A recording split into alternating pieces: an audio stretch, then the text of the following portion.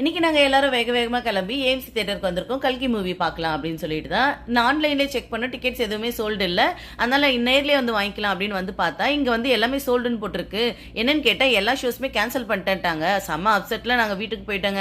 நாங்க சினிமார்க்ல தாங்க போவோம். இந்த தடவை தான் ஏஎம்சி ட்ரை பண்ணோம். அதுவும் நல்லா சொதப்பிடுச்சு. சரி நெக்ஸ்ட் டேக்கு வந்து பாத்தீங்கன்னா சினிமார்க்ல 10:45க்கு ஷோ இருந்தது.